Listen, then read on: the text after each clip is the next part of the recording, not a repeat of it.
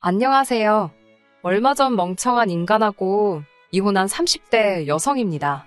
아무리 먹고 살기 힘든 시절이라지만 왜 이렇게 남의 것을 탐내는 사람이 많을까요? 떡 줄 사람은 생각도 없는데 김칫국부터 마신다더니 저희 신우가 딱 그 짝이네요. 남편과는 몇 년 전 아버지 회사에서 처음 만났습니다. 저희 아버지께서는 오래전부터 경기도에서 제법 규모 있는 포장업체를 운영하고 계세요. 직원 수도 제법 많지만 가끔 일거리가 밀릴 때면 아르바이트생 몇 명을 고용하기도 하시지요. 남편은 그렇게 고용된 아르바이트생들 중 한 사람이었고요. 반면에 저는 미국에서 유학을 마치고 돌아와 아버지로부터 일을 배우는 중이었습니다. 언젠가부터 눈에 띄게 건강이 안 좋아지신 아버지께서는 하루라도 빨리 사업을 저에게 물려주시고는 시골에 내려가서 지내고 싶다 하셨습니다. 물 맑고 공기 좋은 곳에서 어머니와 힐링하며 살고 싶으시다고요. 저도 그런 아버지의 소원을 들어드리고자 아버지 뜻에 따르기로 했네요. 사업을 물려받기 위해서는 아버지 사업체가 어떻게 움직이는지 처음부터 끝까지 다 알아야 했습니다. 그래서 작은 일 큰 일 가리지 않고 뭐든지 직접 부딪히며 배워야만 했고요. 그러다 보니 직원분들하고도 금세 얼굴을 익히게 되었고 아르바이트생들까지도 다 만나게 되었지요.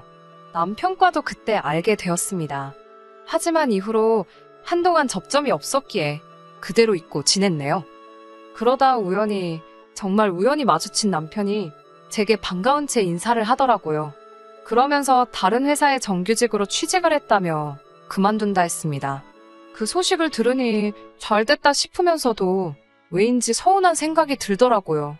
남편이 일을 워낙 잘해서 저희 회사 내에서도 정규직으로 채용을 한 해 만에 말이 나오던 찰나라 더 그랬던 것 같아요. 아무튼 잘 됐다고 가서도 열심히 하시라고 축하를 했어요. 그런데 남편이 우물쭈물거리더니 저에게 혹시 연락처 좀 가르쳐 줄 수 있냐고 물어왔습니다. 생각지도 못한 그의 말에 약간 당황하긴 했지만 못 줄 것도 없다 싶어서 제 연락처를 가르쳐 주었어요. 이후로는 본격적으로 서로를 알아가게 되었고요. 남편이 말하기를 자기는 처음부터 저에게 관심이 많았는데 아무래도 사장님 딸이라는 것 때문에 다가가기가 어려웠답니다. 그래서인지 서로 다른 직장에서 일을 시작한 이후로 남편은 전과 달리 굉장히 적극적인 모습을 보여주었지요. 예상치 못한 남편의 모습이 당황스럽긴 했지만 싫지만은 않았습니다. 이후로 저희는 어느 다른 연인들과 다름없이 울고 웃으며 연애를 했고 자연스레 부부의 영까지 맺게 되었지요. 누군가 그러더군요. 결혼을 할 때는 상대의 좋은 점 10가지보다는 싫은 점 1가지를 내가 버틸 수 있겠는지 그걸 생각해야 된다고요. 남편의 프로포즈에 답하기 전 며칠 동안 곰곰이 남편에 대해서 내가 견디지 못할 게 뭐가 있을지 고민했지만 아무것도 떠올리지 못했습니다. 그 정도로 전 이 결혼에 확신을 가지고 있었어요. 저는 살면서 아이를 낳지 않겠다는 생각은 단 한 번도 해본 적이 없습니다. 부모님에게 받은 사랑을 내 아이에게도 돌려주는 것, 그게 당연하다고 생각했고 꼭 그렇게 하고 싶었어요. 남편과 저를 닮은 아들, 딸 하나씩을 낳아 엄마가 되는 기쁨을 꼭 누려보고 싶었달까요? 그래서 창피한 줄도 모르고 친구들에게도 나는 못해도 32살이 되기 전에 최소한 2명은 낳아 키울 거라고 떠들고 다녔지요. 그리고 제 입으로 말하기는 뭐하지만 어차피 아버지 회사를 물려받으면 대표가 전데 뭐가 겁나겠어요? 제가 임신을 했다고 출산을 한다고 누가 저를 자를 수나 있나요? 경력이라든가 금전적인 부분에 있어서는 전혀 문제될 것이 없는 상황이었습니다. 이런 이야기를 결혼 전에 했을 때는 그래 그러자고 대답하던 남편이었지만 막상 결혼식을 올리고 나니 입장을 바꾸더라고요. 처음에는 분명히 아이를 갖는데 동의해놓고 날이 갈수록 천천히 갖자, 시간은 많다 그러더니 나중에는 꼭 가져야겠냐. 급기야는 생뚱맞게 한다는 소리가 둘이서도 이렇게 재밌고 즐거운데 아이를 낳기 싫답니다. 아이가 생길까봐 무서워서 잠자리도 못하겠다 하더군요. 그러면서 한다는 말이 평생 지금처럼 둘이 유유자적하며 적당히 벌어서 적당히 쓰고 살면 좋겠답니다. 하지만 제 입장에선 가정을 이룬다는 건 남자와 여자가 만나 부부가 되고 둘 사이에 자식을 낳고 알콩달콩 사는 거라 생각했기에 둘이서 잘 먹고 잘 살자는 남편의 말이 곱게 들리지 않았지요. 그러자 남편은 또다시 자신의 지난 과거를 들먹였습니다.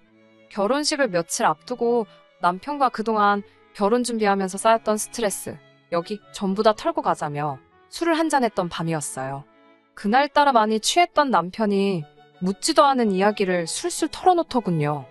그리고 그 이야기에는 충격적인 사실이 숨어 있었습니다. 암으로 오랫동안 고통받다 돌아가신 줄로만 알았던 어머님께선 사실 암으로 돌아가신 게 아니라 아버님 때문에 도망치셨답니다. 그리고 이 사실을 남편도 성인이 되고 나서야 알았다네요. 신우를 포함한 모든 사람이 어머님은 아파서 돌아가셨다 했는데 남편이 대학을 졸업하던 시기에 어머님께서 남편을 찾아오셨더랍니다.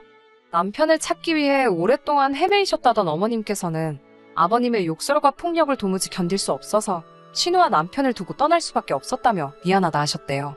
도망친 이후로 다행히 좋은 분과 만나 새로운 가정을 꾸리셨다면서 그래도 남편과 신우만 생각하면 미안하다고 몇 번을 사과하시더랍니다. 아이를 갖는 문제로 다툼이 반복되기 시작하자 남편은 마치 비장의 카드를 꺼내듯이 다시 한번 이 이야기를 꺼내놓았어요. 남편은 어떻게 엄마라는 사람이 자식 새끼를 버려놓고 도망을 가고 새 살림을 차리냐면서 그럴 거면 애시당초 자식을 낳지 말았어야 한다고요. 그리고는 한다는 말이 자식 놓고 도망치는 어머니나 거지 같은 성질을 가진 아버지나 자기 눈엔 똑같다면서 자기는 자식을 낳기 싫다 했습니다. 사실 아버님께서는 지금도 뭐가 됐건 간에 그게 물건이건 사람이건 당신 뜻에 거스른다 싶으면 순식간에 욱하시고 화를 내십니다. 지난번에는 동네 식당에서 식사를 하시다가 맞은편에 앉은 여성분이 자기를 쳐다본다는 이유로 그 테이블에 가서 소위 깽판을 치시기도 하셨지요. 경찰도 오고 온 동네가 시끄러워 난리였다더군요. 아무튼 그런 아버님의 성질을 근거로 짐작하건대 어머님도 얼마나 괴로우셨으면 자식들 다 두고 떠나셨을까 싶어요. 같은 여자로서 조금은 이해가 되었습니다. 하지만 혹시나 어머님을 두둔하는 것처럼 보일까봐 말을 아꼈네요. 그리고 이후로는 할머님께서 보호자로서 남편과 신우를 돌봐주셨답니다. 그나마도 할머님이 돌아가신 이후로는 신우가 보호자 역할을 하게 되었다네요. 그래서인지 신우와 남편이 사이에는 단순한 남매지간의 우애를 뛰어넘어 애틋하고 끈끈한 무언가가 느껴졌습니다. 솔직히 신부인 제 입장에선 부담스러웠던 게 사실이에요. 하지만 두 사람의 우울한 사연을 알고 났을 땐 오히려 내가 더 잘해야겠구나, 바보같이 그런 생각을 했습니다. 신우 덕분에 내 남편이 어디 나쁜 길로 빠지지 않고 이렇게 훌륭하게 자랄 수 있었다는 고마운 마음이 컸으니까요. 하지만 사람 마음이라는 게 다 제 마음 같지는 않더군요. 신우는 한마디로 속다르고 겉다른 사람이었습니다. 그리고 남편의 여린 마음을 이용해 남편을 이리저리 조종하려 들었어요. 하긴 지금 생각해보면 이용한다고 이용당하고 있던 남편도 문제긴 하지만요. 한 번은 이런 일이 있었습니다. 결혼 후 처음 맞던 제 생일이었지요. 친정아버지께서 정말 비싼 명품백을 생일 선물로 사주셨어요. 하지만 처음에만 잠깐 들고 다녔지 솔직히 너무 비싸기도 하고 어디 딱히 메고 갈 만한 곳이 없어서 옷장 한 곳에 올려놓고 보관만 하고 있었습니다. 그런데 어느 날 저희 집에 놀러왔던 신우가 그 가방을 발견한 거죠. 원래도 신우가 그렇게 아무 때나 와서 여기저기 자기 마음대로 잘 열어보고 다녀요. 그러다 뭐 비싼 거 좋은 거 있으면 자기 달라고 억지 부리는 것도 다반사고요. 지금은 그 이야기를 하려던 건 아니니까 아무튼 신우는 제 허락도 없이 옷장 맨 위에 있던 핸드백을 들고 나와서는 저더러 부모 잘 만나서 이런 가방도 들고 다니고 좋겠다며 나는 누가 이런 가방을 사주나 그러더군요. 그러면서 제 남편을 바라보는데 진짜 미쳤나 싶더라고요. 바보 같은 남편은 또 그 와중에 난처한 얼굴을 하고 저를 쳐다보대요. 남편이 신우에게 애틋하다고 말씀드렸잖아요. 그래서인지 남편은 신우가 무슨 말만 하면 아주 저자세로 절절맵니다. 만약에 남편 반응이 자기가 원하던 반응하고 다르면 그때부터는 자기가 얼마나 희생을 해서 제 남편을 돌보고 키웠는지 별의별 이야기를 다 하면서 남편으로 하여금 죄책감을 느끼게 만들더라고요. 솔직히 남의 자식을 걷어다 먹여도 저 정도로 생색은 안 내겠다 싶을 정도로 우려먹습니다. 사골이었으면 진작에 맹물 맛이 났을 거예요.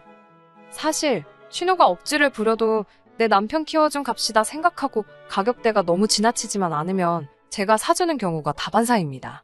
그런데 이번만큼은 남편 2달치 월급이랑 비등비등한 가격이었는데 제정신인가 싶었습니다.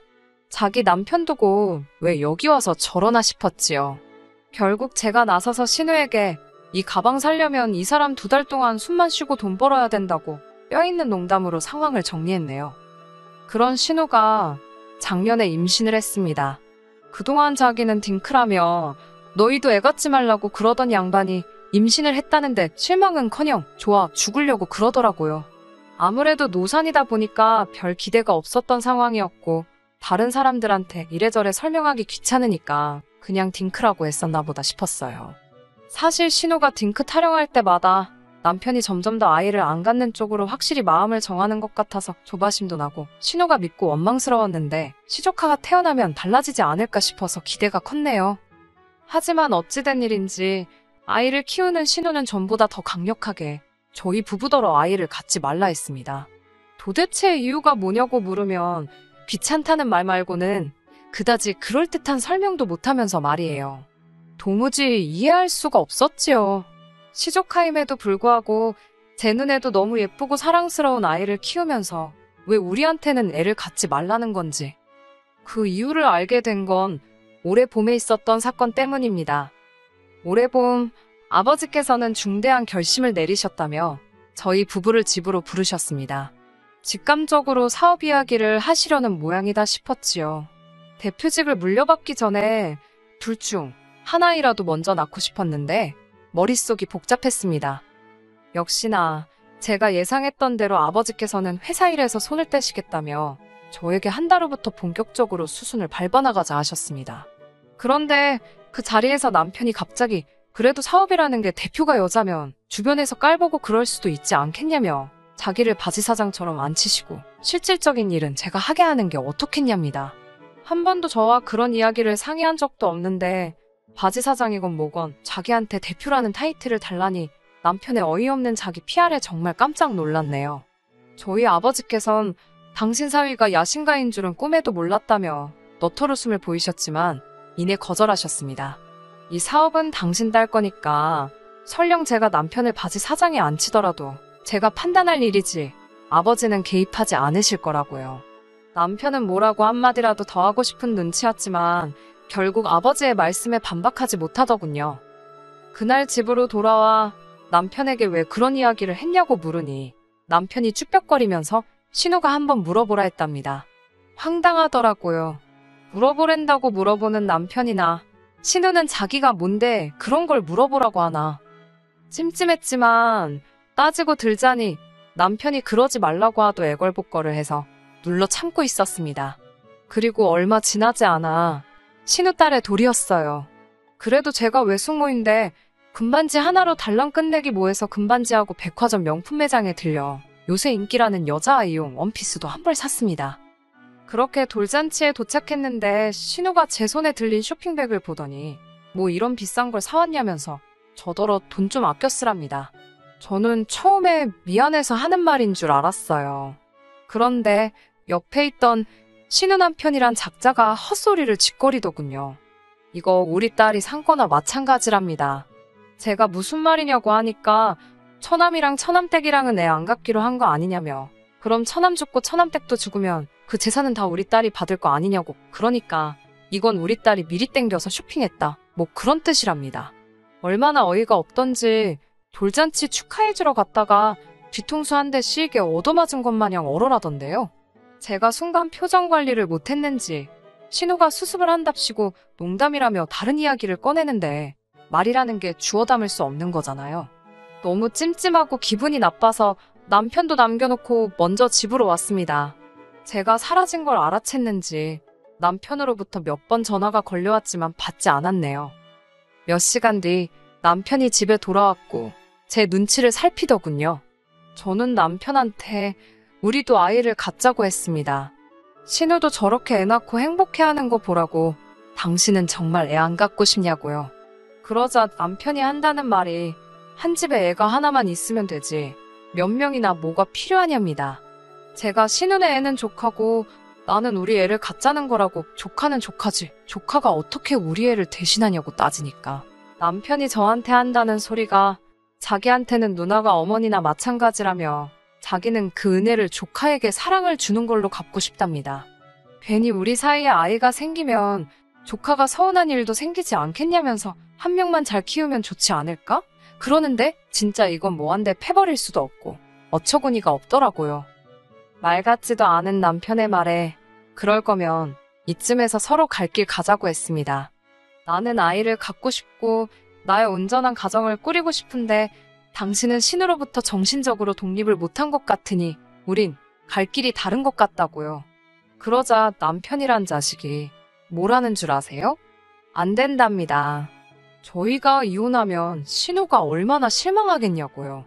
저랑 결혼하면서 신우가 동생 키운 보람이 있다고 어디서 제대로 된 여자를 데려왔다고 얼마나 칭찬해줬는 줄 아냐면서. 순간 돌잔치에서 신우 남편이 했던 말이 생각났어요. 저는 아무렇지도 않다는 듯 그러냐고 그럼 알겠다고 이혼은 하지 말자 했습니다. 금세 남편 얼굴에 화색이 도는 걸 보고는 제가 대신 아버지 사업은 제 사촌동생에게 넘기겠다고 했습니다. 그러자 남편이 그걸 왜 넘기냐입니다. 그래서 당장 나나 당신한테 무슨 일이라도 생기면 우리 아버지 사업이며 내 재산이며 죄다 엄한 집구석 좋은 일 시키게 생겼는데 그 꼴은 못 본다 했어요. 그러자 남편은 대번에 신은혜가 왜 엄한 집구석이냐면서 밑도 끝도 없이 제 사촌보다 자기 누나가 낫다는 거예요. 그러면서 그렇게 걱정이 되면 양쪽 집에 반반씩 주는 걸로 해두자입니다. 반은 제 사촌동생, 나머지 반은 신우나 시조카한테요. 이렇게 뻔뻔한 남자였나? 뻔뻔한 건가 멍청한 건가? 염치가 없는 건가? 별의별 생각이 다 들던걸요. 제가 목구멍 밖으로 튀어나오려는 욕들을 억누르며 간신히 한마디 했습니다. 미친 거 아니냐고요. 우리 아버지가 평생 일군 사업에 왜 니네 누나 숟가락을 얹으려고 하냐니까. 자기 누나가 없었으면 자기도 여기 없답니다. 기가 막히고 진짜 코가 막히더라고요. 더는 남편하고 말 한마디도 섞고 싶지 않아서 야 가라 가 네 누나한테로 가라고 했네요. 다시는 연락하지 말라고 변호사 사서 이혼 서류 보낼 테니까 그런 줄 알라고 했습니다. 진짜 호의가 계속되면 혹은 줄 안다더니 그 말이 딱이더라고요. 이후로 뭐 난리도 아니었지요. 신우한테 전화와, 신우 남편한테도 전화와, 심지어 아버님한테도 전화오고. 남편은 저희 친정 앞으로 찾아오다가 저희 아버지랑 마주치는 바람에 진짜 뒤지게 얻어맞을 뻔한 거 뒤따라오던 경비 아저씨 덕분에 살았다 하더군요.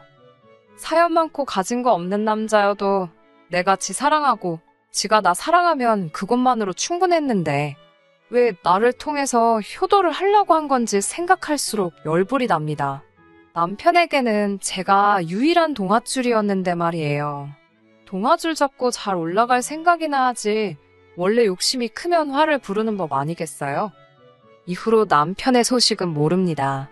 신우한테 뒤지게 욕이나 먹었겠지요.